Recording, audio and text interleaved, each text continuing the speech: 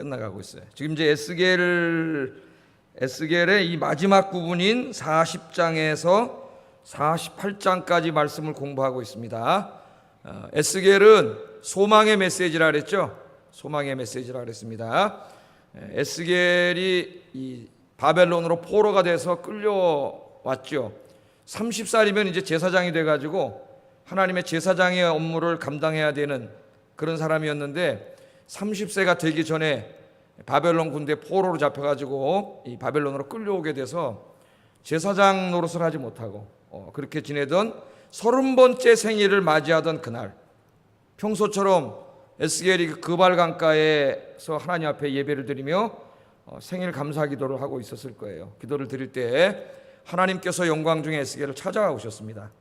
이제 에스겔 1장이 그렇게 시작하죠.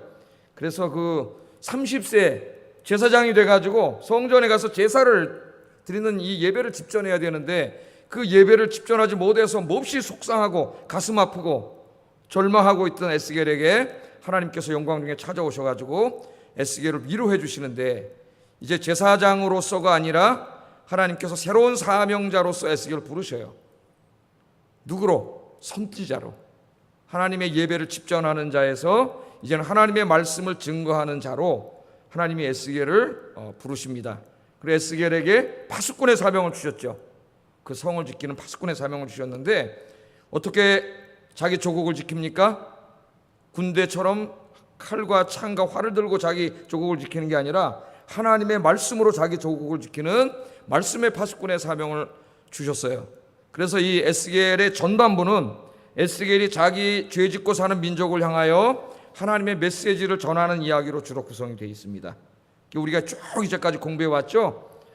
예루살렘이 멸망하기 한 11년 정도 전부터 에스겔이 하나님의 파수꾼의 사명을 받아가지고 회개하지 않으면 망한다고 하나, 회개하지 않으면 하나님의 심판이 있고 회개하고 하나님께로 돌아오면 하나님의 사랑으로 용서해 주신다고 하는 이 메시지를 에스겔이 10년 동안 전했어요. 10년 동안 11년 정도 전했습니다.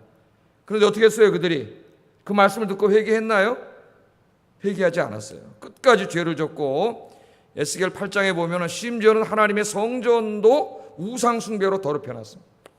그래서 하나님의 영광이 도저히 하나님의 성전에 거할 수가 없어서 에스겔 8장, 9장, 10장, 11절을 읽으면 하나님의 영광이 어떻게 돼요? 성전을 떠나가요. 저 동편, 성전 동편문을 향하여 하나님의 영광이 떠나갑니다. 하나님의 영광이 떠나가고 잠시 후에 예루살렘은 바벨론 군대가 쳐들어와서 망하게 돼요. 그러니까 이제까지 그 예루살렘과 이스라엘이 안전했던 이유는 그들이 무슨 군사력이 뭐 굉장히 좋고 그들이 정치를 잘해서 안정이 됐던 게 아니에요. 왜 그렇게 그 나라가 안전하게 있을 수 있었죠? 하나님께서 성전에 계시면서 지켜주셨기 때문이에요. 여러분도 잊지 마세요. 여러분 오늘날 이렇게 지금까지 건강하고 하나님을 잘 섬기고 오늘 수요예배도 올 수 있었던 것은 여러분이 잘나서가 아니에요. 하나님이 지켜주시기 때문이에요. 하나님의 지켜주심, 하나님의 보호하심이 떠나면 그 인생은 끝이에요. 그 가정도 끝이고 그 교회도 끝입니다. 이걸 잊으면 안 돼요. 하나님이 떠나가셔서 망했어요. 희망이 없잖아요. 아무 소망이 없습니다. 그럼 그걸로 끝나면은 아무 소망이 없는 거예요. 우리 인류에게도 아무 소망이 없는 거예요. 그런데 40장부터 하나님께서는 너무나 택하신 백성들을 사랑하시기 때문에 그대로 멸망받은 상태로 내버려 두지 아니하시고 하나님이 다시 찾아오셔서 모든 것을 회복시켜주는 약속의 말씀을 주셔요.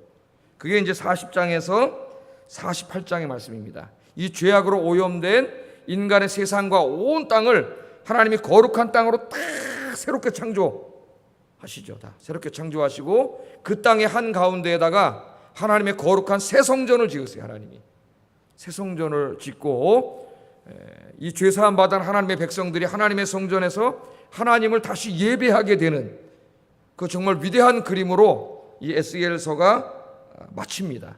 그게 지금 40장에서 48장까지의 말씀의 핵심이에요. 핵심. 우리가 지금 읽으면 구약의 제사 용어로 막 하나님께서 말씀하셨기 때문에 우리가 잘 무슨 말인지 모릅니다. 구약의 제사 용어로 얘기했기 때문에 그래서 제가 있는 거죠. 목사가 오늘 이 말씀을 강해하고 또 21세기 현대 교회, 이 교회 안에서 이 말씀을 어떻게 적용해야 되는지 그래서 목사가 있는 거죠. 여러분 읽으면 잘 모르잖아요. 그래서 신학을 공부한 목사가 이 말씀을 여러분에게 가르쳐 주는 거예요. 자, 제가 40장에서 48장까지를 크게 세 부분으로 나누어서 강해하고 있습니다. 기억나시나요? 기억나세요, 안 나세요? 제가 세 부분으로 나눠서 강해하겠다고 얘기한 거. 이자뿐나요, 그냥? 저 다시 수요 예배 들어가셔가지고 한번 40장부터 강해한 내용을 이렇게 한번 들어보세요. 예? 듣고 좀 이제 자세히는 다 못 외우더라도 그래도 나중에는 또 성경을 읽어야 되는데 다시 그 좀 무슨 내용인지는 한번 알아야 될 거 아니에요. 성경을 읽을 때. 예. 자, 그래서 세 부분으로 나눠서 제가 설교를 한다 그랬는데 첫 부분은 이미 설교했죠. 40장 1절에서 43장 12절까지. 43장 12절까지. 뭐가 기억나세요? 하나님께서 저 그발강가, 바벨론 땅 그발강가에 있는 에스겔을 환상 중에 성령께서 휙 들어다 머리채를 잡아가지고 휙 들어가지고 어디로 데려가셨어요? 예루살렘 성전으로 싹 데려가셨는데 그 성전은 다 무너지고 불타버린 예루살렘 성전이 아니고 하나님께서 새로 지으실, 아직 지어지지 않았어요. 새로 지으실 완전한 하나님의 성전의 모습을 보여주죠. 그리고 에스겔을 데리고 그 동편문에서 시작해가지고 어떻게 했어요? 성전을 다 그 안내하는 천사를 붙여가지고 성전 구석구석을 다 투어시켜 주었잖아요. 근데 왜 얼굴이 처음 듣는 얼굴같이 지금 저를 쳐다보고 계시? 그래서 제가 여기다 그림까지 그려가지고 화살표가 착착착착착 움직이면서 그건 생각나죠? 예? 어디 갔는지는 잊어버려도 돼요. 저도 다 자세히 잊어버렸어요. 그 그림을 딱 보시면 안내자가 쫙 성전 투어를 다 시켜주잖아요. 그게 40장, 41장까지 두 장에 걸쳐서 우리 교회도 새 가족이 제일 처음에 오면은 첫째 날 뭐 하게 돼 있냐면은 그 새로 오신 분을 새 가족 교사가 이렇게 배당받아가지고 교회 투어를 시켜주게 돼 있어요. 교회 투어. 그러니까 내가 어디에 갔을 때 그 안내자가 붙어서 이 건물이면 건물에 대한 쫙 안내를 이렇게 해주면은 굉장히 대접받는 기분이 나죠. 교회 어딘지도 잘 모르잖아요, 맨 처음에는. 그래서 이렇게 다 투어를 시켜주게 되어 있어요. 하나님께서 성전 투어를 다 시켜주셨습니다. 그리고 이제 42장까지 그랬죠. 40장, 41장, 42장. 다 성전 투어 시켜주는 내용에 곳곳에 대해서 하나님이 다 설명해주는 내용을 제가 이렇게 평면도를 그려가지고 이렇게 화살표로 다 이렇게 막 가르쳐 드렸어요. 그거 지금 저 홈페이지에 들어가면 있습니다. 설교에 다시 되새김질할 수 있어요. 한번 성경을 읽으면서 그렇게 한번 보세요. 그리고 이제 43장 1절에 보면은 성전 투어를 다 시켜주고 다시 이 에스겔이 성전 동문 쪽으로 처음 시작했던 쪽에 와 있는데 그 성전을 봤더니 그 성전에 누가 들어오고 계세요? 에스겔 11장에서 떠나셨던 하나님께서 다시 그 새 성전에 찾아오셔가지고 그 성전이 하나님의 영광으로 꽉 차 있는 모습을 보잖아요. 하나님의 영광으로.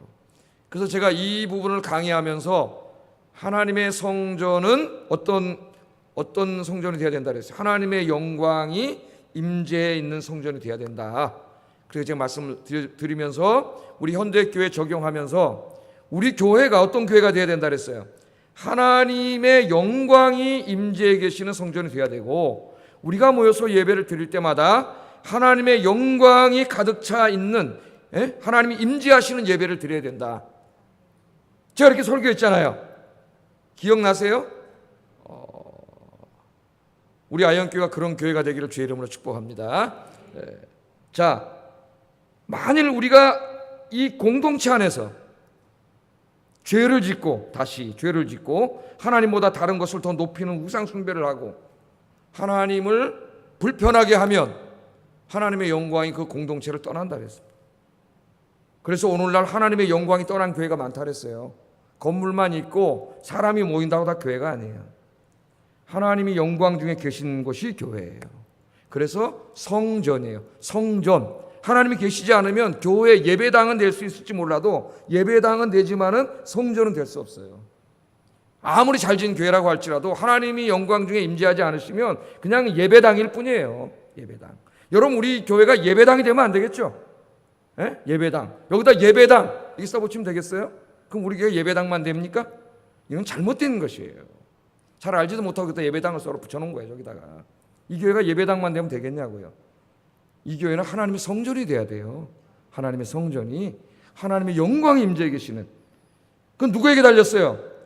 여러분에게 달렸어요. 저와 여러분에게. 여러분이 이 교회에서 어떻게 하나님을 섬기고 하나님을 예배하느냐에 따라서 이 교회가 하나님이 영광 임재하시는 살아있는 교회가 될 수도 있고, 하나님의 영광이 떠나버린 그냥 예배당이 될 수도 있어요. 우리 아영교회는 우리 예배 때마다 하나님의 영광이 충만한 교회가 되기를 주의 이름으로 축복합니다. 우리가 기도해야 돼요. 자, 첫 번째는 제가 이미 다 설교를 했습니다. 두 번째 부분은 43장 13절부터 이제 오늘 우리가 다 끝까지 읽은 46장 24절까지의 말씀인데, 이 부분은 성전에서 드려지는 예배의 회복에 대한 말씀이라 그랬습니다. 여러분 한번 생각해 보세요. 성전에 하나님이 왜 찾아오셨어요? 성전에 왜 찾아오십니까? 그냥 하나님 혼자 거기 계시려고, 계실 데 없어서 찾아오세요? 성전에 찾아오시는 이유가 있어요. 왜 성전에 찾아오셔서 거기 임재해 계시죠? 하나님의 백성들을 만나시기 위해서 찾아오신 거예요. 만나시기 위해서. 하나님은 우리들을 만나시기를 원하세요. 우리랑 영적인 교제를 나누시길 원하세요. 그래서 하나님이 성전에 찾아와 계신 거예요. 그러므로 하나님의 백성들은 어떻게 돼요? 성전에 계신 하나님을 만나러 와야 돼. 오늘 수요일이잖아요. 오늘 예배드리는 시간이잖아요. 어디가 있어야 돼요? 하나님의 영광이 거하시는 성전에 와 있어야지. 이 시간에 다른 데 가 있으면 안 돼요. 하나님의 성전에 와야 돼. 성전에 와서 하나님을 예배해 드려야 되는데, 지난 시간에는 우리 뭐까지 공부했어요? 43장 13절부터 44장까지 해가지고 뭘 공부했어요? 하나님의 존전에 들어가서 하나님을 만나서 영적인 교제를 나누고 하나님께 예배를 드려야 되는데, 그 하나님을 만나러 들어가는 사람들이 준비해야 될 게 있습니다. 그냥 막 들어가면 안 돼요. 성전에 영적으로 준비를 해야 돼. 뭘 준비해야 돼요? 거룩함을 준비해야 된다 그랬죠. 거룩함. 그래서 예배를 가르칠 때 제일 먼저 뭐부터 배웠어요? 에스겔이 보니까 성전 제단, 그 제단을 7일 동안 하나님이 정결케 하시는 그림을 봤잖아요. 7일 동안 하나님이 제사를 지내라 했는데, 그 제사를 왜 지냐면은 사람들의 죄를 속죄하는 그 제단을 7일 동안 정결케 하라 그랬어요. 하나님. 그러니까 제단은 하나님을 만나러 들어가기 직전에 있는 곳이지 않습니까? 죄를 속죄하는 곳이에요. 그래서 하나님을 만나러 들어가는 백성들이 준비해야 될 게 있는데, 그게 뭐냐면 깨끗함이에요. 영적인 깨끗함. 우리도 마찬가지입니다. 지금도 우리 한 주일 동안, 3일 동안 또 세상에서 이렇게 살다가 오늘 새벽에 오신 분들은 또 새벽에 예배드리고 오늘 하루 동안 살다 오면은, 우리 알게 모르게 그러지 않으려고 노력하지만은 죄가 우리 몸에 묻어 있어요. 죄를 짓는단 말이에요. 우리 하나님 앞에. 예? 그 죄된 모습으로는 하나님 앞에 설 수 없어요. 하나님은 거룩한 분이기 때문에 하나님은 절대로 죄와 함께 할 수 없습니다. 그럼 우리는 죄 지으니까 예배 못 드리나요? 그래서 제단에 와서 죄 씻음을 받게 하려고 그 제단을 깨끗게 한 거예요. 지금 성전에 제단이 어디 있어요? 신약시대에. 그 제단에 사는 죄 씻음은 누가 해줘요? 이제는 동물 제사로 하는 게 아니라, 지난 시간에 공부했죠. 예수 그리스도의 피로 완성이 됐잖아요. 예? 히브리서 제가 말씀드리면서 예수 그리스도가 이제는 자신의 몸을 사한 제사로 드리는 대제사장이 되므로 우리의 죄를 깨끗게 하는 속죄 제사를 완성했어요. 우린 제사 드릴 필요가 없어요. 어떻게 하면 돼요? 예수의 이름으로 무릎 꿇고 회개해야 돼요. 철저하게 회개해야 돼요. 그래서 하나님 앞에 예배하러 오기 전에 기도하고 오세요. 앞으로는. 다음 주부터 어떻게 하라고 하고요? 기도하고 오세요. 새벽 기도 오시기 전에도 눈 딱 뜨고 일어나가지고 1분이라도 기도하고 오세요. 하나님 앞에. 예? 하나님 주의 존전에 예배하러 갑니다. 나의 부족한 부분들을 깨끗게 씻어주시고 내 예배를 받아주시옵소서. 그렇게 하고 오세요. 그래서 그 예배 드리는 자의 거룩함, 영적인 준비를 하고 와야 되는데, 거룩함에 대해서 지난 시간에 공부를 했고, 그 다음에 그 예배를 드릴 때 제사장과 레위인들의 다양한 역할에 대해서 설교하려고 그러다가 시간이 너무 많이 갔고 다음에 하겠습니다. 그거 기억나세요?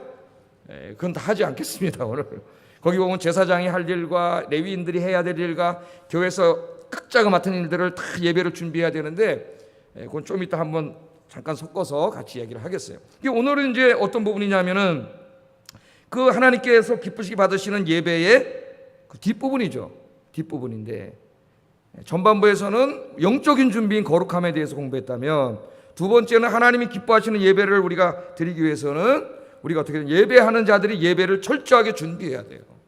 준비해야 돼요. 첫째는 영적인 준비인 거룩함이고, 두 번째는 어떤 준비를 해야 될까요? 오늘 거기에 대한 말씀이에요. 거기에 대한 말씀. 자, 그럼 정리가 됐죠? 그럼 한번 이제 말씀으로 들어가 보겠습니다. 그래서 여러분, 오늘 예배에 보면은요, 오늘 본문에는 이 날마다 드리는 상번제, 주일마다 드리는 안식일 제사, 매달 첫날 드리는 월삭 제사, 절기마다 드리는 절기 제사, 그리고 수시로 드리는 감사제, 연초에 드리는 이 신년 예배 등 다양한 예배를 드리라고 하나님 말씀하고 있어요.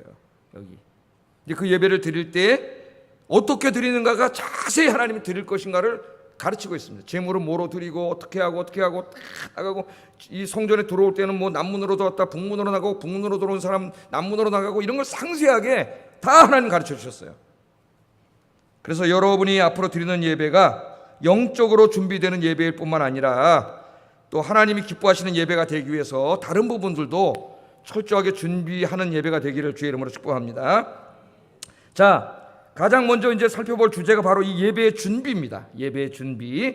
43장 13절부터 46장 24절까지는 새 성전에서 드려질 예배에 대한 말씀인데, 이 새 성전에 지금 하나님이 영광 중에 임재해 계세요. 그래서 제일 먼저는 우리의 영적인 부분을 깨끗하게 우리가 준비를 해야 되고, 그 다음부터는 하나님을 만나러 가는 사람들이 이제는 하나님께 예배를 드릴 때에 그 예배를 철저하게 준비해야 됨을 오늘 말씀이 우리에게 가르쳐주고 있습니다. 자, 본문에서는 예배의 이 외적인 형식을 준비하는 것을 가르쳐요. 그러니까 우리가 예배를 드릴 때에 예배의 그 영적인 부분도 준비해야 되지만은 예배를 드리는 이 예식, 예배 준비라고 할 수 있죠. 형식, 외적인 형식도 굉장히 중요해요. 어떤 사람은 요새 뭐 교회론을 쓰고 막 그런 사람은, 어떤 사람은 막 가는 사람이 있어요. 뭐 이모징 처치니 뭐 요새 막 있다고 책을 막 써내면서 굉장히 위험합니다. 제가 볼 때는. 그래서 교회도 뭐 아무데도 뭐 술집 하는 데도 가서 뭐 그냥 예배만 드리면 되지, 장소가 뭘 중요하냐, 아무 데서 빌리면 되지, 뭐 이런 식으로 막 얘기를 시작하면서 그 예배 드리는 어떤 형식과 어떤 이런 의식에 대해서는 굉장히 다 무시를 하고, 우리 마음만 제대로 드리면 되지 않느냐, 이런 생각을 하는데 성경을 전혀 읽지 않는 사람들. 여러분, 정말 하나님을 경외하는 사람들이라면은 하나님을 예배할 때 모든 일에 정성을 다할 것입니다. 여러분, 청와대에 만약에 대통령이 여러분 불러가지고 가게 되면 여러분 그냥 막 이러고 갈 수 있는지 아세요? 다 준비하고 가야 돼요. 말도 함부로 할 수 없어요. 거기서 정해진 주제 외에는 말하지 못합니다. 거기 가서. 예? 우리가 뭐 그냥 여기서 막 대통령도 욕하고 막 아무나 막 욕하고 막 민초가 막 그렇게 하지만은 거기 가면 그렇게 할 수가 없어요. 철저하게 다 준비가 돼서 들어가는 거예요. 다 준비가 돼가지고, 하물며 하나님을 만나러 오는데, 하나님을 예배하러 오는데 그 하나님을 만나는 그 예배를 준비하지 않는다는 것은 있을 수 없는 일이에요. 그래서 오늘 본문에 보면은 하나님을 만나는 예배를 철저하게 준비하고 기획할 것을 하나님 말씀하세요. 말씀하고 있습니다. 자, 예배는 하나님께서 영광 받으시기에 합당하게 외적으로도 잘 기획되고 준비되어야 할 뿐만 아니라 예배자들이 예배에 집중할 수 있도록 예배를 철저하게 준비하는 자들이 또 준비해야 됩니다. 그래서 우리가 다 공부하진 않았지만 44장에 예배를 준비하는 레위인들과 제사장들의 역할에 대해서 자세하게 가르치고 있어요. 자, 여러분 한번 이렇게 생각을 해보세요. 성전 예배를, 그 당시에 성전 예배를 한번 드린다고 생각해 보세요. 예배 때마다 많은 사람들이 성전에 들어옵니다. 더더군다나 절기 예배를 드릴 때는 어마어마한 사람들이 그 비좁은 성전 건물 안으로 들어와요. 근데 빈손으로 오는 게 아니에요. 옆에 뭘 들고 와요? 제사를 지낼 동물을 또 들고 오고, 애도 이쪽 손에 들고 오고, 이러고 막 성전에 사람들이 몰려옵니다. 이 제사용 동물도 있고 또 감사 제물을 가지고 오는 사람도 있어요. 이 사람들이 다 성전에 이걸 가지고 들어와요. 그 상황을 한번 생각을 해보세요. 얼마나 혼잡스럽겠어요, 여러분. 그대로 내버려 두면은 그냥 막 들어와서 하게 하면 얼마나 혼잡스럽겠어요. 제사장과 레위인들이 제사를 철저하게 준비하지 않으면 이 성전에 대혼란이 일어나고 예배를 드리는 게 아니라 난장판이 됩니다. 난장판이. 그 생각을 한번 해보세요. 그 수많은 사람들이 그 비좁은 성전에 들어와가지고 동물 들고 들어오는데 동물은 꽥꽥거리지, 애는 울지, 막 이리로 갔다 절로 갔다 한번 생각을 해보시라고. 이 제사를, 예배를 철저하게 기획해 놓지 않으면 이 난장판이 돼요. 하나님께 예배를 드릴 수가 없어요. 그래서 어떤 사람들은 이 제사를 드리려고 들어오고, 또 어떤 사람은 제사를 드리려고 나가요. 오고 가는 길을 철저하게 준비하고 미리 기획하지 않으면 대혼란이 일어납니다. 대혼란이. 나갔다 들어갔다 부대끼고 막 대혼란이 일어나요. 예배드리기 전에 사람들끼리 성전에서 다툼이 일어나고 기분이 상하는 일이 일어날지도 모릅니다. 이 현대교회 여러분 대형교회 아마 가보신 분은 알 거예요. 대형교회 예?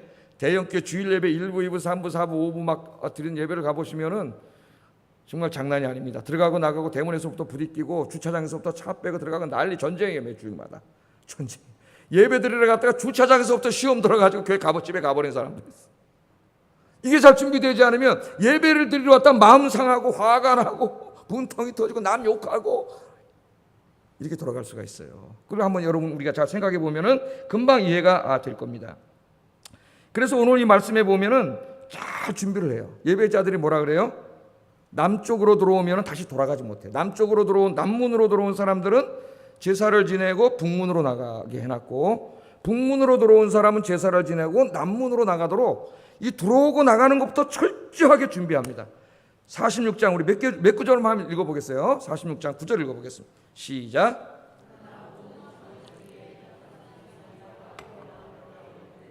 북문으로 들어와서 경배하는 자는 남문으로 나가고 남문으로 들어오는 자는 북문으로 나갈지라. 들어온 문으로 도로 나가지 말고 그 몸이 앞으로 향한 대로 나갈지며. 그러니까 그 몸이 앞으로 향한 대. 자, 이렇게 가다 제사 지냈습니다. 여기서 제사 지냈어요. 그리고 우리 집 가까운 게 일로 가야지. 차 저기다 세워놨으니까 이렇게 가면 뒷사람은 어떻게 되겠어요? 부대끼리 몸을 돌이키지 말고 나 방향으로 절대 돌이키지 말라 그랬어요. 방향으로 가라는 거예요. 그럼 북문으로 나가면 양방 통행이 되겠죠? 마이크 없어도 잘 들리죠? 양방 통행이 되잖아요. 그냥 그 상황을 보라고. 그 많은 사람이 오는데 얼마나 질서정연하게 그 제사가 드려지겠어요? 혼란이 하나도 없어요. 이런 준비를 철저히 하라는 거예요. 철저히. 이게 우리 교회 예배에 굉장히 중요하게 적용이 돼요. 우리 예배에 철저히 하라는 겁니다. 또 제사에 수반되는 모든 일도 준비해야 됩니다. 그 많은 사람들이 동물을 가져오면 다 그걸 동물을 도륙해야 돼요. 잡아야 되고 일부는 또 저쪽에서 삶아야 되고 피를 뿌려야 되고. 이 일을 한번 생각해 보세요. 수천 명이 들어와가지고 지금 동물 잡고 막 피 뿌리고 이걸 한번 생각해 보라고. 예? 이걸 그냥 내버려둬서 되는 대로 한다면은 이게 어떻게 되겠습니까, 여러분? 피가 튀고 막 서로 자기가 먼저 하겠다고 싸우고 난리가 나겠죠. 엉망진창이 돼요. 그래서 이것도 질서정연하게 이루어지도록 다 준비하라 그랬어요. 이게 46장 19절 24절에 자세히 다 읽지는 않게 집에 가서 읽어보세요. 46장 19절 24절에 보면 이 일들을 어디서 어떤 모퉁이에서 어떤 방에서 잘해야 될지를 다 하나님 정해주셨어요. 다 정해주셨어요. 자, 우리 예배에 대해서 한번 생각을 해봅시다. 하나님을 예배하는 데 있어서 제일 중요한 것은 영적인 부분일 거예요. 여러분들이 오시는데 마음을 준비하고 여러분 영혼을 깨끗게 하고 정말 신령과 영과 진리로, 성령과 진리로 예배하는, 하나님 기뻐하시는 예배를 드릴 수 있도록 하나님께 드리는 거죠. 하나님이 기뻐하시는 것은 상한 심령이라 그랬습니다. 통회하고 애통하는 마음으로 하나님 앞에 나와 성령과 진리로 예배드리는 것이 제일 중요하겠지요. 제일 중요하겠지요. 그러나 그만큼 그것보다 조금 더 부족하지 않게 중요한 것이 뭐냐면은 하나님의 예배가 잘 드려지도록 나머지 외형적인 형식과 의식을 준비하는 일도 굉장히 중요합니다. 그래서 하나님의 예배는 잘 준비되어져야 한다. 준비되어져야 한다. 오늘날 우리 교회 보세요. 우선 시설적인 부분에서도 교회에서 예배드릴 때 냉난방 문제라든가 조명이라든가 의자 배치라든가 강단이라든가 뭐 여기 빔 프로젝트라든가 음향시설이라든가 카메라 등 모든 부분들이 예배에 적합하게 준비가 되어 있어요. 오늘 굉장히 무더운 날인데 에어컨을 안 틀어놨어요. 그럼 여러분 들어오자마자 땀은 막 삐직삐직 나는데 막 이거 더워가지고 예배가 되겠어요? 오늘 또 날씨가 추운데 또 너무 세게 틀어놨고 너무 추워 막 예배가 안 돼. 예배를 준비하는 사람들은 자기가 예배를 드리는 사람의 입장이 돼서 이런 온도와 습도와 이런 것들을 뭐 우리 교회가 다 그렇게 하기는 좀 어려운 시설이지만은 최대한 준비해야 된다는 거예요. 최대한. 하나님께 드리는 예배가 하나님께는 영광을 돌리고 예배를 드리는 자들에게는 예배에 집중할 수 있도록 모든 예배를 준비하는 자들이 예배를 철저하게 준비해야 됩니다. 예배 시간에 틀어놓은 에어컨 온도는 적당한지 신경 써서 살펴야 합니다. 너무 덥지는 않은지 혹은 너무 춥지는 않은지도 살펴봐야 돼요. 예배 인도자나 설교자가 예배를 잘 인도할 수 있도록 모든 부분도 철저하게 준비되어야 됩니다. 이 프로젝트의 글들은 잘 나오는지를 최소한 1시간 전에 와서 이 작동이 잘 되는지 준비가 되는지 미리미리 다 준비해놔야 돼요. 미리미리. 그 시간에 딱 들었더니 안 나와가지고 안 된다고 이는 예배 준비가 하나도 안 된 거예요. 책임을 다하지 않는 거예요. 강단에 주보는 있는지, 물은 준비되어 있는지, 조명은 잘 비치고 있는지, 예배 전체적으로 다 모든 게 갖추어져 있는지, 하나님 맡겨진 일들, 이 예배에 오신 모든 분들이 예배에만 집중하고 하나님께 영광을 돌리도록 보이는 곳에서 안 보이는 곳에서 우리가 철저하게 준비되어야 됩니다. 예배자들이 교회 와서 사용하는 화장실이 잘 청소되어 있는지, 휴지는 잘 비치되어 있는지, 음료수를 마실 수 있는 컵은 잘 제자리에 있는지, 교회는 깨끗하게 청소가 되어 있는지, 이 모든 부분들을 중요한 거예요. 목사가 설교를 준비하는 것만 중요한 게 아닙니다. 그것보다 이런 일들이 절대로 못한 일이 아니에요. 목사가 설교를 준비하고 기도하는 그러한 일들이 중요한 만큼 조금도 부족하지 않게 하나님의 예배가 잘 드려지도록 이러한 세세한 부분들을 준비하는 모든 일들이 소중한 일이에요. 굉장히 중요한 일이에요.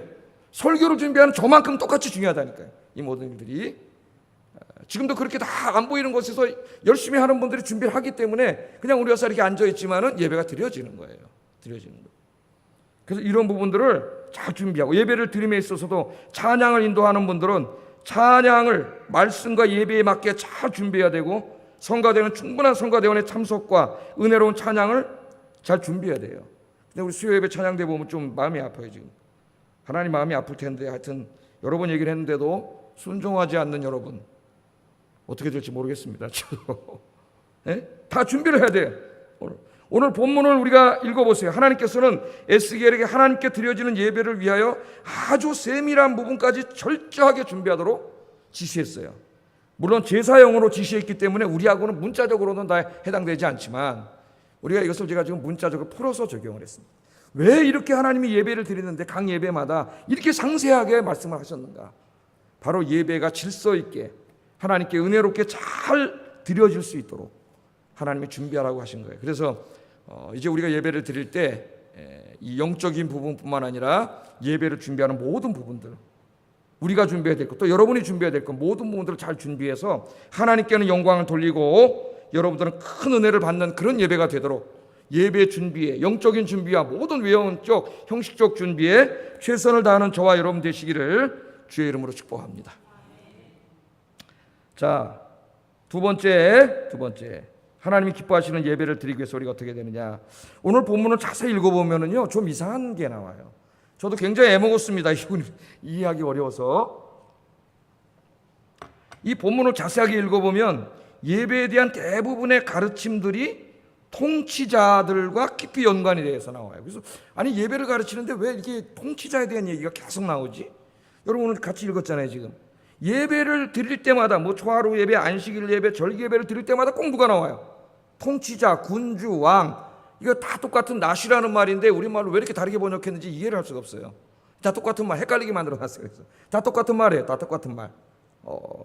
이 사람들과 계속 연관돼서 나옵니다. 왜 그럴까? 상당히 어렵습니다. 저도 굉장히 많이 고민을 했어요. 예배를 가르치는데 그냥 모든 사람들이 이렇게 하면 되는데 왜 왕일 수도 있고 총독일 수도 있는데요. 이 사람들이 왜 이 사람들과 연관시켜놨나 그런 생각을 했고 뿐만 아니라 이 왕들이 세상에서 해야 될 일과 교회 안에서 해야 될 일을 나누어서 또 오늘 이렇게 좀 이 말씀을 설명하고 있습니다. 자, 먼저 왜 그랬는지는 좀 이따 제가 말씀드리겠어요. 이 지도자들에 대해서 이야기를 하는데 지도자들, 통치자들 그렇게 번역하는 낫이는 왕일 수도 있고 총독일 수도 있습니다. 이 당시에 이스라엘은 왕이 없었기 때문에 그죠? 나중에 이제 느헤미야나 이런 사람들이 총독으로 수룹바벨이 총독으로 갈 때에 그 유대 땅을 다스리는 총독이 있었죠. 그래서 그 낫이라는 말로 썼는데 우리말 성경에는 군주라고 번역했다, 총독이라고 했다, 막 지멋대로 번역을 해놨어요. 자, 여기 우리 한번 45장 9절 12절 한번 읽어보겠습니다. 시작.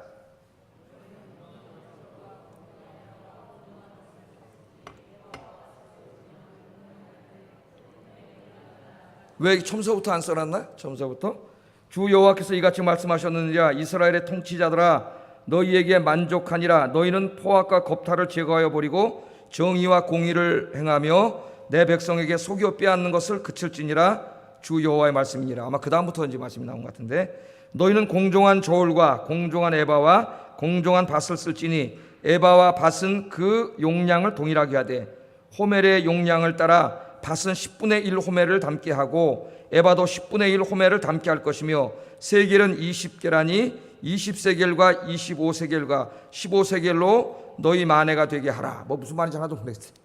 도량형에 대해서 하는 말씀인데, 자, 하나님께서 이스라엘의 통치자들에게 뭐 앞으로 왕이 될지 총독이 될지 하여튼 지도자급에 있는 사람들에게 말씀하시기를 백성들을 착취해 먹는 것을 중단하고 하나님의 정의와 공의를 실행하고 정직을 행하라고 말씀을 하세요.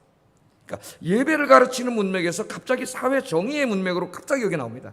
몇 절의 말씀이. 그러니까 이것은 예배의 문맥에서 나오잖아요. 구약 성경에서 특별히 선지서에서 예배는 항상 두 가지로 생각해요. 선지자들은 하나는 하나님의 성전에 가서 드리는 예배고, 하나님의 성전 밖에 세상에 나가서 드리는 예배예요. 그 예배를 뭐라 그래요? 우리가 삶의 예배라 그러죠. 삶의 예배. 그러니까 하나님의 성전에 와서 하나님을 예배 드리는 예배자가 되기 위해서는 나머지 6일 동안 세상에서 하나님의 말씀대로 살아야 돼요. 그 말씀대로 사는 것을 우리 삶의 예배라 그래요. 삶의 예배. 사도 바울이 로마서 12장 1절 2절에서 이제 그 말씀을 가르치지 않습니까? 삶의 예배라고 해요. 그래서 이 통치자들에게 말하기를 백성들을 착취하고 거짓말하고 속이고 빼앗고 이런 일을 하지 말라고 이야기합니다. 이 10절 이하에 보면은 다양한 이 유대 땅의 도량형들이 나오는데 우리가 사용하지 않는 도량형들이기 때문에 이게 뭐 어느 정도 되는지 뭐 잘 몰라요. 그거 뭐 알 필요도 없습니다. 알 필요도 없어요. 이 도량형이 뭐예요? 무게나 길이나 부피 같은 걸 측량하는 기준이 되는 거죠. 기준이. 그러니까 이 측량의 기준을 속이면 어떻게 되는 거예요? 거짓말하고 속이는 거예요. 부당한 이익을 해먹고 여기서 불의가 이루어지고 다 엉터리 일이 여기서 벌어지는 거예요. 그래서 여기 도량형들은 뭐예요? 사회적인 정의의 뭐 이걸 뭐라 그래요? norm이에요. norm. 이거 뭐라 그래야 돼? 표준이에요. 표준. 기준입니다. 기준. 사회적인 정의의 기준이에요. 기준. 그것을 이야기하는 거예요. 즉 다시 말하면 핵심은 뭐냐면은 속이지 말고 정직하라는 거예요. 속이지 말고. 도량형 속여 먹잖아요. 예? 옛날에는 어떻게 합니까? 쌀 대박에다 쌀 팔 때, 요새는 안 그러지만 대박에다 쌀 이만큼 쌓아놓고 어떻게 해요? 요걸 동그란 걸 방맹이로 싹 깎아가지고 탁 준단 말이죠. 근데 그 싹 깎았을 때 바로 톡 차면 어떻게 돼요? 쏙 기대려 가잖아요. 쏙 기대려. 공간이 떠가지고. 이런 걸 기준을 속이면 다 속여지는 거예요. 엉터리가 되는 거예요. 그래서 여기 핵심은 뭐냐면은 이 하나님의 백성, 하나님을 믿는 이 통치자들, 지도자들은 이런 불의를 막아야 되고, 행해서도 안 되고, 남의 걸 뺏어도 안 되고, 거짓말해서도 안 되고, 이런 정의로운 사회를 만들어야 되는데 그것들이 바로 하나님이 받으시기에 합당한 삶의 예배라는 거예요. 하나님 삶의 예배. 오늘 공부하진 않았지만은 45장 1절 8절에 보면은 땅을 나누는 거룩한 땅에 대해서 나오는데 한번 보세요. 1절에서 8절을 대략 그리면 이렇게 그려질 수가 있습니다. 누가 잘 그려놨어요. 이 말씀을 가지고 학자들이 연구를 해서 제가 열심히 해서 그린 거 아닙니다. 저는 그냥 가지고 온 거예요. 이렇게 잘 그려놨어요. 그래서 이제 나중에 47장 후반부 공부할 때에 이스라엘의 전체 땅을 분배할 때에 그것과 합쳐서 같이 제가 설교를 할 텐데, 여기 이제 그 45장 1절에서 8절은 하나님의 나라가 완전히 이루어졌을 때에 성전을 중심으로 한 그 거룩한 땅의 모습의 일부입니다. 일부예요. 이 말씀이. 이 부분은 이제 제가 47장 강의할 때 자세하게 강의하겠지만은 오늘 생각할 주제는 하나님의 거룩한 땅에서는 불의와 거짓과 속임수가 있어서는 안 된다는 겁니다. 그러니까 우리 이걸 제일 많이 할 수 있는 사람이 누구예요? 힘 있는 사람. 그래서 대표적으로 권력자를, 그것도 통치자, 총독이나 왕을 여기다가 세워놓은 거예요. 왕과 총독이 바로 서면 그 나라가 바로 서는 거죠. 윗물이 맑아야 아랫물이 맑지. 위에 놈은 다 헤쳐먹고 있는데 아랫사람 보고 정직하게 살아라면 누가 정직하게 살겠어요? 우리나라가 진짜 정의로운 사회가 되기를 원한다면 대통령부터 똑바로 살아야 돼요. 대통령부터. 오늘 우리 사회 장관 지도자들을 뽑을 때 왜 청문회를 해가지고 그렇게 다 이렇게 도덕적인 기준을 우리보다 훨씬 높여서 이렇게 하고 있습니까? 여러분, 지도자가 되려면 윗물이 되는 거예요. 그들이 바르지 않고서는 이 사회를 바르게 세울 수가 없어요. 그래서 그 사람들을 청문회 하다 보니까 이거 엉망진창이야. 엉망진창. 제가 아까 어떤 그 문화부 장관인가요? 되신 분 아마 되셨을 거예요. 그분은 시를 하나 어떤 책에서 읽다가 그 책 시를 읽고 깜짝 놀랐습니다. 그 시에 보니까 진짜 어디 앞에서도 정직하게 살자, 거짓말하지 말자, 빠르게 살자 시 자체가 이거더라고. 근데 그분이 청문회 할 때 보니까 교통법규 어긴 것만 5년 동안 뭐 500몇 번인가를 어겼고, 국회의원이 돼가지고 속도 위반만 뭐 몇십 번이고 깜짝 놀랐어요. 깜짝 놀랐어요. 거기 나왔던 상당수의 사람들은 사회 정의를 외치고 정직을 외쳤던 사람들이에요. 진보 지식인으로서. 그런데 청문회 하다 보니까 정말 뭐 보수나 진보나 이념을 떠나서 이게 보수냐 진보냐의 문제가 아니라 인간의 문제구나 하는 걸 제가 알았어요. 죄진 인간의 문제. 다 똑같은 놈들이에요. 다 똑같은 놈들. 그래놓고 남 보고 깨끗한 척하는데 이제 그 숨겨진 게 다 드러나니까, 입학하는데 여기 입학하는데 그 뭐 성적 뭐 이렇게 하나 해가지고 그 들어가나, 남 거기 들어가서 그 지역에 사는 애들이 학교 들어가야 되는데 위장 전입해갖고 자식 집어넣나, 똑같은 거예요. 걔 때문에 다른 애가 못 들어갔잖아 거기. 그럼 걔도 퇴학시켜야지. 얘도 퇴학시켰으면 걔도 퇴학시켜야 될 거 아니에요. 똑같은 일이에요. 똑같은 일. 똑같이 나쁘고 못된 일이에요. 똑같이 다 했잖아요. 그리고 뭐 그때는 관행이니 어째니 이해할 수가 없어요. 그래서 여기 왜 하나님께서 우선 백성들을 얘기하지 않고 통치자들을 얘기했냐면, 통치자가 바로 서면 바로 서기 때문에 그런 사회를 만들라, 그렇게 이야기합니다. 우리 그리스도인들에게 적용하면 돼요. 우리는 뭐 통치자들만이 아니라 뭐 대통령 예수 믿습니까? 안 믿지? 그들보다 더 높은 도덕적인 기준을 가지고 살아야 될 사람들이 누구예요? 그리스도인들이에요. 그까지는 장관, 국무총리, 대통령, 국회의원보다 훨씬 더 도덕적으로 높은 기준을 적용해야 될 사람들은 그리스도인이에요. 그리스도인. 우리 그리스도인들이 그렇게 살아야 돼요. 하나님 나라는 이 땅에 완전히 아직 임하지는 않았어요. 하나님 나라가 임하면 그런 거짓과 불의가 존재할 수 없습니다. 그래서 거짓과 불의를 행하는 자는 하나님 나라에 들어갈 수 없어요. 왜? 하나님 나라에는 거짓과 불의가 있을 수 없기 때문에 거짓과 불의를 행하는 자는 하나님 나라에 합당하지 않습니다. 하나님 나라는 사랑만 가득하기 때문에 다른 사람을 용서하지 못하고 미워하는 자는 하나님 나라에 합당하지 않아요. 왜? 그 나라에는 미움이 없기 때문에. 우리가 이것을 잘 알아야 돼요. 굉장히 중요한 거예요. 그러나 하나님 나라는 완전히 임하지 않았지만, 지금 하나님의 나라와 사탄의 나라가 막 지금 전투하고 있잖아요. 전투하고 있잖아요. 에베소서 6장에 잘 나오잖아요. 하나님의 나라가 완전히 임하지는 않았지만 오늘 이곳에 예배에 참여한 여러분들의 마음속에는 이미 하나님의 나라가 임했어요. 임했어요. 마태복음 12장 28절 읽어보겠습니다. 시작.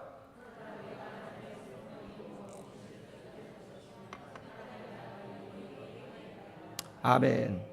그러나 내가 하나님의 성령을 힘입어 귀신을 쫓아내는 것이면 하나님의 나라가 이미 너희 안에 임하였느니라. 여러분 예수 그리스도를 영접할 때 성령께서 찾아오심으로 여러분 안에 귀신이 쫓겨나갔어요. 여기 하나님의 나라는 하나님의 통치하심이에요. 여러분은 이제 사탄의 통치를 받는 자가 아니라 하나님의 통치를 받는 사람이 됐어요. 하나님의 나라가 임하였느니라. 예수님 완료형으로 얘기하잖아요. 하나님 나라가 임한 우리 그리스도인들은 어떻게 돼요? 더 높은 도덕적인 기준을 가지고, 이까지는 통치자에게 해당되는 정도가 아니라 우리는 거짓말하면 안 되고 정직하게 살아야 돼요. 불의를 행하면 안 되고 하나님의 공의와 정의를 행하며 살아야 돼요. 그것이 우리가 일주일 동안 하나님께 드리는 삶의 예배입니다. 도덕적인 기준에 있어서 세상 사람들이요, 기독교인들에게 훨씬 높은 도덕적인 기준을 요구하는 것 같아요. 똑같이 나쁜 짓을 해도 기독교인이 뭐 하다가 걸리면 더 욕을 하는 것 같아요. 한편으로는 그래도 감사하게 여겨야 돼. 왜? 야, 저 사람들이 우리 그리스도인들에게는 굉장히 높은 도덕적인 기준을 요구하고 있구나. 그러길 바라는구나. 여러분 그런 소리가 안 들리세요? 그래서 여러분 삶의 예배에 있어서도 하나님께 영광 돌리는 우리 아현교인들 되기를 주의 이름으로 축복합니다. 그 다음에는 이제 이 45장 13절부터 46장 15절을 읽으면은 이 통치자들이 하나님의 성전에 들어와서 예배를 드릴 때의 역할에 대해서 이야기합니다. 상당히 많은 부분들이 다 이 통치자들이 예배 드릴 때 이야기예요. 통치자들은 최고의 권력자입니다. 그 성전 밖을 나가면 모든 사람이 머리를 숙여야 되는 사람이에요. 권력자예요. 그런데 통치자들은 먼저 성전에 들어오면은 자신이 먼저 겸손하고 신실한 예배자가 되어야 한다고 하나님이 말씀합니다. 본문에 소개되는 모든 예배에 이 통치자들의 참여가 요구되고 있고 그들이 드려야 할 예물들이 요구되어 있습니다. 읽어보세요. 통치자들은 자신이 먼저 신실한 예배자가 되어야 되고 신실한 예물을 하나님께 드리는 겸손한 예배자가 되어야 돼요. 우리 45장 13절 15절 읽어보겠습니다. 시작.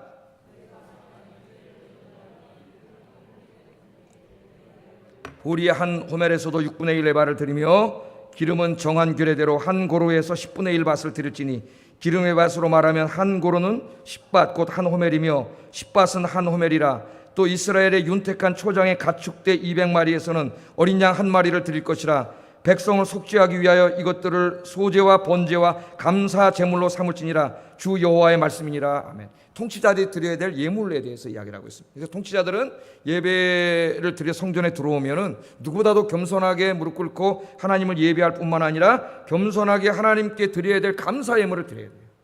통치자들에게 그렇게 하나님 하라 그랬어요.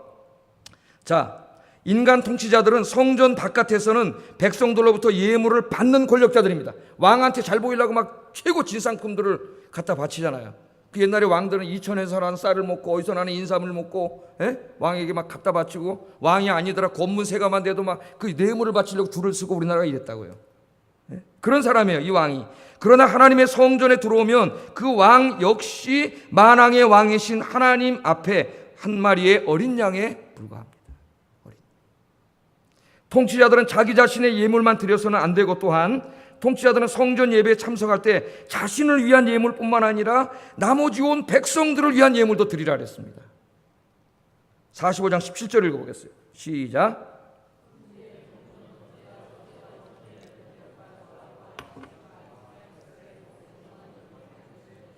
이스라엘 족속을 속죄하기 위하여 이 속죄제와 소제와 번제와 감사 제물을 갖췄지니라. 그러니까 이 왕은 바깥에 나가면 다 굽혀요. 다 갖다 바치고 성전에 딱 들어오는 순간 그는 아무것도 안 해요. 왜? 진짜 왕은 누구예요? 하나님이세요. 만왕 왕이신 하나님 앞에 그는 아무것도 안 해요. 한 사람의 연약한 죄인이고 인간일 뿐이에요. 먼저 무릎 꿇고 겸손하게 하나님을 예배하고 하나님 주신 것들에 대해서 감사하는 예물을 드릴 뿐만 아니라 그는 지도자이기 때문에 돈도 많고 권력도 있어요.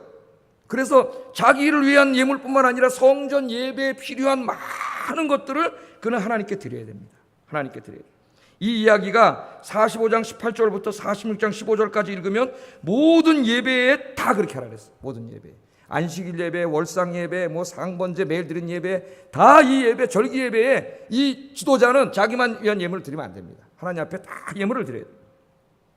이 모든 예배에서 이처럼 통치자의 역할이 강조되고 있습니다. 강조되고 있어요.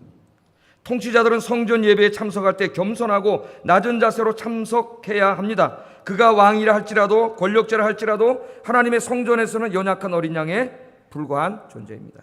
46장 1절 5절을 보면 통치자들이 안식일 예배에 참석해서 행해야 하는 규례가 나와요. 규례가 나오는데 그가 왕이라 할지라도 그는 성전 뜰 안으로 들어갈 수 없습니다. 46장 2절 읽어보겠습니다. 시작.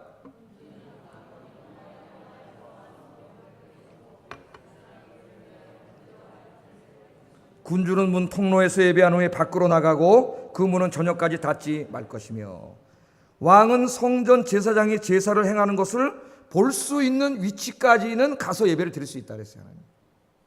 그러나 제사장이 예배를 집전하는 그 성전 뜰은 넘어가지 못합니다. 넘어가면 죽어요. 거기는 하나님이 허락하신 제사장만이 들어가는 것이에요. 그가 아무리 최고의 권력자라 할지라도 그것을 넘어가지 못해요. 그래서 우시야 왕이 나중에 교만해져 가지고 성전에 가서 지가 제사지를 하랬어요. 내가 왕인데 이 자식들이 까부랑 제사장, 자기 가서 제사를 지내려 했습니다. 제사장들이 목숨을 걸고 말렸죠. 그 제사장을 다 죽여버리려 했어요. 자기가 제사를 지내려 하는데 하나님께서 쳐셔가지고 그냥 문둥병이 걸려버렸어요. 평생 동안 문둥이로 살다 죽었습니다. 거기 들어가지 못해. 그것은 거룩한 곳이에요. 거룩한 곳. 성전에서는 그 누구도 높여서는 안 돼요. 성전에서는 한 분 하나님만을 높이고 찬송하고 경배해야 함을 이 말씀이 가르치고 있습니다. 성전에서는 그 누구도 높아지려고 해서는 안 됩니다. 그가 왕이라 할지라도 그가 거룩하신 하나님을 예배하는 예배자에 불과하다는 사실을 잊어버리는 순간 그는 하나님의 심판을 받게 돼요. 이 성전에서는 목사도 높여주면 안 돼요. 이곳에서는 인간이 높여지는 것이 아니에요. 누가 높여지는 것이에요? 하나님 한 분만 찬양하고 경배하고 하나님 한 분만 높이는 우리 아연교회가 되기를 주의 이름으로 축복합니다. 간혹 통치자들이 감사 예배를 드릴 때가 있어요. 오늘 말씀해 보면 감사 예배를 드릴 때가 있는데 그때도 왕은 제사장이 예배를 집전하는 성전 뜰에는 들어가지 못한다고 하나님 또 강조합니다. 네가 자원하여 감사 예배를 드릴 때도 거긴 들어가지 못한다는 거예요. 성전은 하나님께서 영광 중에 임재해 계시는 곳이기 때문에 하나님의 허락을 받은 제사장 외에는 아무도 들어갈 수 없다고 이야기합니다. 또한 46장 9절 10절에 보면은 절기 예배를 드릴 때에 왕이 성전에 들어가게 되는데 예배실로 왕에게 아무 특권이 없고 왕도 다른 백성들과 함께 들어가고 함께 나가라고 이야기해요. 46장 8절 10절 읽어보겠습니다. 시작.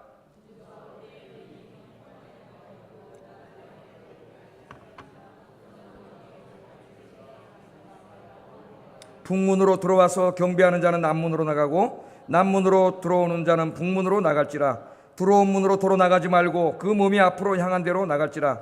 군주가 무리 가운데 있어서 그들이 들어올 때 들어오고 그들이 나갈 때 나갈지니라. 여기 군주가 누구예요? 통치자, 왕이에요. 왕.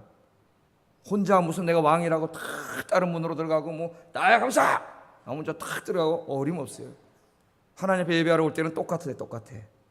다 평등. 여기에 다 오신 분들은 이 사회에 그 사람이 어떤 계급을 갖고 있다는 필요 없습니다. 하나님 앞에 다 똑같은 하나님의 백성이고 한 사람의 죄인이고 하나님의 어린 양일 뿐이에요. 할렐루야. 이거 제일 하기 어려운 데가 제가 군대라 그랬죠. 군대 교회 가면은 계급 사회. 목사는 중위야, 중위 계급이. 중위. 사단장은 별 2개. 사석에서는 감히 얼굴도 못 쳐다봐 계급으로. 그런데 사단장 예수 믿는 집사님은 어떻게 해야 돼? 예배 들어와서 예배를 드려야 돼요. 여기 올라와서 앉을 수 있을까요? 대표 기도로 정해진 시간 안에는 올라올 수 없어요. 목회자 허락을 받기 전에는 올라올 수 없어요. 여기 앉아서 예배 드려야 돼요. 겸손한 사람 예배를 앉아서 드리는데 이 교만한 사람은 이것 때문에 불편해하고 시험에 드는 사람도 있어요. 내가 사단장인데 그게 뭐 어쩌다는 거예요. 지가 저 군대 사는 사단장이지. 하나님의 교회 들어오면 아무것도 아니에요.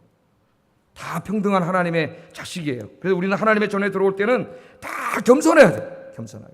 왕이라 할지라도 따로 오는 게 아니에요. 백성들과 함께 들어오고 함께 나가라 했습니다. 어떠한 특권도 없어요. 성전 안에서는 그 누구도 높여질 수 없고 오직 하나님 한 분만을 높이고 찬양과 경배를 해야 됨을 하나님께서 강조하고 있습니다. 뿐만 아니라 성전 예배에 참여하는 자는 그가 누구라도 겸손하게 하나님 앞에 무릎을 꿇어야 함을 강조하고 있습니다. 강남에 어떤 교회 가면 장관 출신만 70명이 넘는다 그래요. 장관이. 강남에 어떤 교회 가면 변호사 판검소만 50명 70명이라 그래요. 얼마나 교만할까 이 사람들이. 하나님 앞에 와서 예배할 때 어떻게 해야 돼요? 겸손하게 무릎 꿇고 예배하지 않으면 그가 드리는 예배는 예배가 아니에요. 겸손하게 나와서 하나님 앞에 예배를 드리고 하나님만을 높여야 됩니다. 여러분, 자, 왜 하나님께서 이 성전 예배를 드리고 삶의 예배를 드리는데 통치자들을 이렇게 대표로 세워서 얘기했다 그랬어요? 통치자들이 왕이 와서 예배에 와서 겸손하게 예배를 드리는데 다른 일반 백성들이 따라하지 않겠습니까? 왕이 겸손하게 무릎을 꿇는데 어떻게 다른 사람이 교만할 수 있겠어요? 왕이 겸손한데 장관이 머리를 들 수 있겠어요? 왕이 겸손하게 하나님 앞에 무릎을 꿇고 겸손하게 자리에 와서 예배를 드리는데 그까지는 장관이 와서 어디 와서 머리를 들겠어요? 그래서 하나님이 다른 사람 얘기하지 않고 여기 왕만 얘기한 거예요. 왕만. 오늘날 이 사람들은 누굴까요? 예? 여러분, 그냥 우리나라 일반적인 대통령에 적용하기는 어렵죠. 믿지도 않는 대통령이 뭐 교회 와서 교회 예배 드리는데 필요한 예물을 내고 헌금을 내고 뭐 예배 드리러 오고 그렇게 적용할 수 없잖아요. 예수 믿는 사람들이라고 할 수 있다고 봐요. 또 뭐 예수 믿는 이 땅의 지도자들이라고 할 수도 있겠죠. 그들이 어떻게 됩니까? 하나님의 백성들은 이 사회에서 하나님의 정의와 정직을 행하고 하나님의 교회에 들어와서 하나님 앞에 겸손하게 예배해야 되고 성전에서 필요한 예배에 필요한 다른 것들을 더 많이 자기만 감사한금 드린 게 아니라 더 많이 교회를 위해서 섬기고 드려야 됨을 하나님이 우리에게 가르쳐주고 있습니다. 특별히 이것을 좀 나는 교회론적으로도 생각해 봐야 된다고 생각합니다. 교회론적으로. 왜냐하면 그 성전은 에스겔의 성전은 하나님의 성전이 완성되기 전까지는 교회예요. 교회. 이 교회 안에서 적용된다면 그런 분들은 교회 직분자라고도 이야기할 수가 있겠어요. 교회 직분자라고도 정해질 수가 있습니다. 직분자들은 모든 예배에 모범이 되어야 됩니다. 모범이. 모든 헌금과 헌신에도 모범이 되어야 합니다. 교회 모든 사역에 필요한 것들을 위하여 자신의 예물을 넘어서서 더 많은 예물을 드릴 수 있어야 합니다. 특권을 누리려고 하기보다는 더 많은 책임을 지려고 해야 됩니다. 여기 왕들을 얘기하면서 특권에 대한 얘기 하나도 없습니다. 다 책임에 대한 얘기예요. 책임에 대한 얘기. 교회 안에서 특권을 누릴 사람은 아무도 없어요. 디모데전서 6장 17절 19절에 하나님은 이렇게 말씀하셨어요. 같이 읽어보겠습니다. 시작.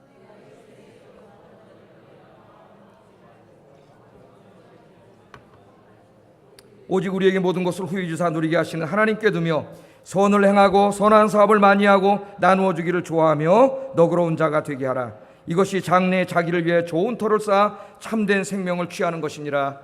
아멘. 선한 일을 행하고 선한 사업을 많이 하고 나누어 주기를 좋아하고 너그러운 자가 되라. 하나님께서 여러분에게 권세를 주셨을 수도 있습니다. 또 돈을 또 남들보다 많이 주셨을 수도 있어요. 하나님이 남들보다 더 많이 주셨습니까? 여러분 그거 가지고 무슨 자랑하라고 주신 게 아니고 하나님을 위해서, 주님의 영광을 위해서 쓰라고 주신 거예요. 가난하고 소외된 이웃들에게 나누어 주라고, 어려운 사람들을 도우라고, 더 선한 일에 너그러운 자가 되라고 하나님 주신 거예요. 교회에 여러분 직분을 받았습니까? 그 직분이 여러분 교만하라고 준 게 아니에요. 그게 계급이 아니에요. 그게 교회 와서 무슨 특권을 누리고 군림하라고 주신 게 아니에요. 더 모범이 되라고 주신 거예요.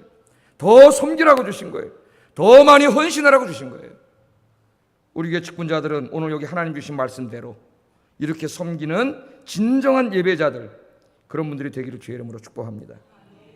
마지막으로 살펴볼 주제는 우리가 그러면 일주일에 도대체 몇 번 예배를 드려야 됩니까? 이렇게 예배를 강조하고 계시는데 몇 번 예배를 드려야 됩니까? 여러분 몇 번 예배 드려야 돼요? 오늘 보니까 예배를 다 소개해 주셨어요. 드릴 예배를 하나님이 가르쳐 주셨어요. 안식일부터 한번 해봅시다. 안식일에 드리는 안식일 예배, 우리만 주일 예배라고 할 수 있겠어요. 그 다음에 매년 첫째 달에 드리는 신년 예배, 우리 송구영신 예배라고 할 수 있겠어요. 또 월상 예배, 매월 첫째 날이 굉장히 중요합니다. 이 사람들에게 월상 예배를 드려야 합니다. 또 유월절, 초막절 등을 비롯한 각종 절기에 드리는 예배가 있습니다. 우리보다 적네. 우리 수예배도 매주 드려야 되는데 정말 말씀. 그리고 오늘 뭘 드리라 했어요? 매일 아침마다 드리는 아침 예배가 있고요, 매일 저녁마다 드리는 저녁 예배가 있어요. 그러니까 365일 하루에 2번씩 예배를 드렸습니다. 2번씩. 오늘 13절 15절 한번 읽어보겠습니다. 13절 15절 시작.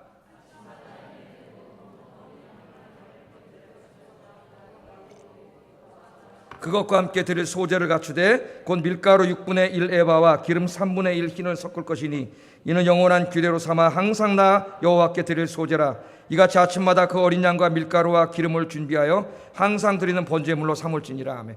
다른 모든 예배를 소개한 다음에 아침마다, 제가 이것만 써온 거예요. 뒤에 이건 다 나와요. 다른 예배도 아침마다 예배를 드리라 했습니다. 헌금을 드리고 아침마다 예배를 드리라 했어요. 오늘 여기는 아침마다만 나오지만 율법서를 읽으면 저녁에도 드려요. 이걸 상번제라고 합니다. 상번제. 그래서 이것은 결국 뭐냐면은 하나님이 예배를 몇 번 드리라 그래요? 매일 드리라는, 매일. 그러니까 여러분 우리 하나님 앞에 매일 예배를 드려야 돼요. 매일. 예배가 뭡니까? 하나님과 영적으로 만나서 영적으로 교제하는 거예요. 여러분 사랑하는 사람이 있으면 어떻게 하고 싶으세요? 이 예배는요, 사랑하는 사람과의 만남과 아주 흡사합니다. 사랑하는 사람이 있으면 어떻게 해요? 만나고 싶죠. 오늘 또 데이트하는 시간이니까 가리시는데 어떻게 나가지? 이러고 나가면 그건 빨리 거기서 깨지는 게 좋아요. 사랑하지 않는 거예요. 사랑하는 사람은 막 오늘 10시에 만나 그랬는데 5시부터 막 어때요? 막 가슴이 설레고 콩당콩당 뛰고 막. 이 사랑하는 사람을 만나러 갈 때 그런 거예요. 사랑하는 사람 오늘 만났다고 내일 만나기 싫나? 내일 더 만나고 싶어요? 헤어지려면 헤어지기 싫어. 막 집에 가서 또 전화해. 막 오늘 12시간 만났는데 또 2시간 전화해요. 제가 그랬어요. 옛날에. 뭘 할 말도 없는데 그렇게 해요. 사랑하니까 자꾸 만나고 싶고. 이 하나님을 만나는 게 이 사랑하는 사람을 만나는 것과 아주 흡사합니다. 하나님을 사랑하면 하나님 자꾸 만나고 싶어요. 누가 오라 그러지 않아도, 네? 새벽에 나와서 또 만나고 싶고, 저녁에 또 만나고 싶고, 하나님을 만나고 싶어요. 그래서 뭐 다른 예배 다 있지만은 이 하나님이 율법에 주신 예배의 기본은 매일 드리는 예배입니다. 아침과 저녁에 드리는 예배. 그럼 어떻게 할까요, 여러분? 새벽 예배 드리면 좋겠죠. 새벽 예배. 어떤 사람이 자꾸 신학자들이 성경 연구도 제대로 하지 않고 새벽 예배는 우리나라 농촌 문화에서 나온 예배라고 그따구 소리 하는 사람이 있어요. 성경은 도대체 일주다. 연구도 안 한 친구들이야. 그 친구는 새벽기도 안 하는 친구예요. 신학을 했는지 모르지만은 물론 자기 형편에 따라서 너무 뭐 여러 가지 환경이 있을 수 있어요. 새벽기도가 꼭 신약적 율법은 아니라 그랬습니다. 그러나 여러분 아침에 일어나서 꼭 예배당에 오진 않더라도 여러분 하루의 시작을 주님과 함께 시작하기를 주의 이름으로 축복합니다. 예배가 꼭 형식을 갖춰서 목사가 설교를 해야만 예배가 아니에요. 여러분 아침 눈을 뜨시고 출근하시기 전에 학교 가기 전에 하루 일을 시작하기 전에 무릎 꿇고 잠시라도 성경을 묵상하고 기도하면서 하나님을 찬양하면서 예배를 시작하시고 하루 저녁을 마칠 때에도 내가 그랬죠. 여러분 너무 피곤한 잠자리에 누워서 하루를 지나 돌이켜보면서 오늘 내가 정말 하나님 뜻대로 살았는지 하나님과 손잡고 동행했는지 이렇게 예배를 드리세요. 누워서라도 드리세요. 하나님 앞에. 그게 예배예요. 내 삶의 모든 부분에 하나님을 인정하고 하나님을 높이고 찬양하고 하나님을 의식하고 생각하고 만나는 게 그게 하나님 앞에 예배예요. 그래서 오늘 하나님의 에스겔서에 이 새 성전에 대한 환상을 주시면서 이 상번제 예배를 다시 환상으로 주셨어요. 그러니까 이제 이 모든 세상을 하나님이 새롭게 창조하시고 이 세상이 하나님의 거룩한 성전이 될 때는 이 상번제가 완성될 겁니다. 아침 저녁으로 하나님 앞에 모든 성도들이 예배를 드릴 거예요. 그 중간에 우리가 지금 살고 있어요. 이 교회를 이루어서 살고 있습니다. 그날이 이루어지기 전까지 여러분 매일매일 하나님을 만나고 하나님과 함께 하루를 시작하고 하나님과 함께 하루를 마감하는 우리 복된 아영교회 성도님들 되시기를 주의 이름으로 축복합니다. 기도하겠습니다. 두 번에 걸쳐서 하나님께서 지으실 새 성전에서 드려져야 될 예배에 대해서 오늘 말씀을 증거했습니다. 기도하겠습니다. 하나님께서 기뻐하시는 예배자가 되게 하여 주시옵소서. 영적으로 철저하게 예배를 준비하게 하시고 또 하나님이 기뻐 받으시는 예배를 위해 필요한 예배의 모든 준비도 철저하게 준비하게 하여 주시옵소서. 첫 번째 기도 제목이고요. 하나님을 예배하는 예배자일 뿐만 아니라 하나님을 예배를 위하여 하나님이 주신 것들을 하나님께 더 많이 드리고 섬기는 자가 되게 하여 주시옵소서. 세 번째, 매일매일 눈을 뜨고 하나님을 예배하고 매일매일 눈을 감기 전에 하나님을 예배하며 매일매일 하나님을 예배하는 자가 되게 해주세요. 우리 화면에 있습니다. 같이 보면서 기도하겠습니다. 사랑과 은혜가 충만